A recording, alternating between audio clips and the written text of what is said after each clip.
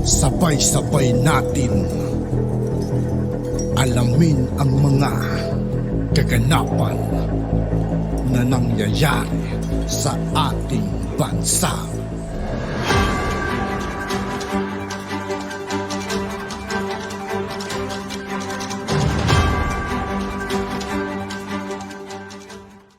Yo, what's up mga kaibigan? This is I2K po again. Ngayon nandito ulit tayo sa channel ni Pinas Trending Now TV. Dito naman ulit tayo magbibigay ng komento at reaksyon. Kaya samahan nyo ko guys.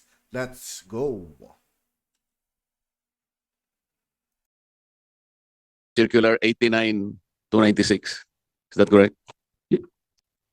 Yes, Your Honor. And it's about the mode of disposal. Yes, Kaya Your Honor. pinenta mo ito, ano? But under the law, you have only 5 options to do that. Number 1 is public auction. Number 2 is sale through negotiation. Number 3 is barter. Number 4 is transfer to other government agencies. And number 5, destruction or condemnation. Pero binenta mo dun sa traders. It is not one of the 5 options left under your discretion. If we believe you that you resorted to COA Circular 89-296, wala dito sa 5 options. Why?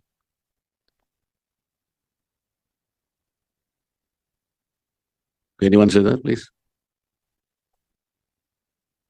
Ang definition kasi dito na exempted siya, Your Honor, no? Kasi ang No. There exempted are only 5 modes of disposal. Sinabi ko na sa iyo ito.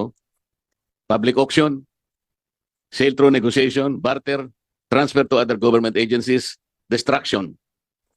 Itong ginawa mo wala dito sa 5 modalities. hindi siya kasama doon, Mr. So you violated the COA circular. Kasi tama ka naman, walang bidding ito kasi bidding procurement lang eh. Ito disposal. So dapat ang sinod mo yung COA circular na binanggit mo.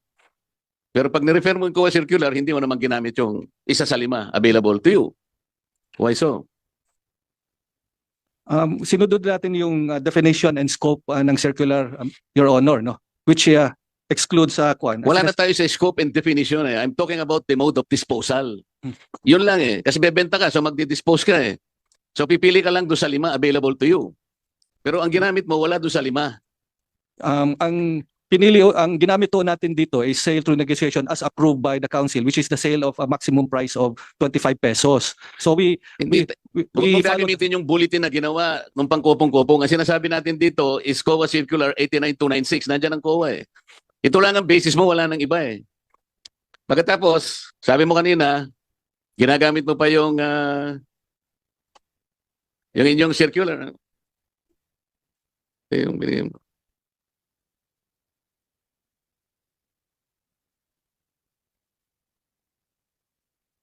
Where's that?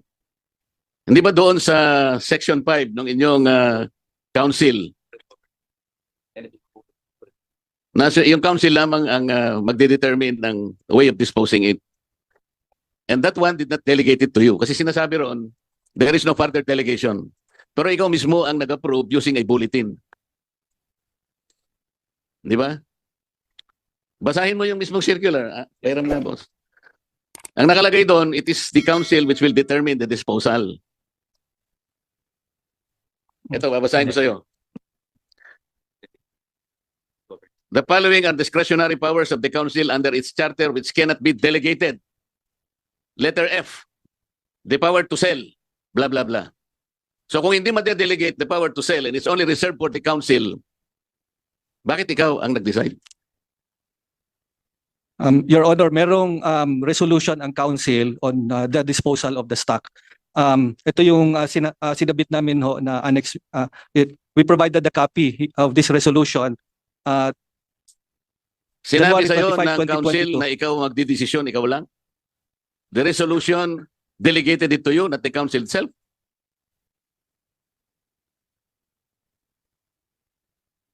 Walang nakalagay dito na dinelegate sa'yo eh. Meron, Mr. Chair, based on the resolution, this is delegated to the administrator to sell. Itong particular na resolution na to. So, 6-3 rule, after that 6-3 rule, Sinasabi niya. Ayun mo nga, Basahin mo nga ano. Okay. Adoption of policy on warehousing storage stocks, 6 months maximum storage for palay and 3 months critical storage for rice. No, date passed 25 January 2022.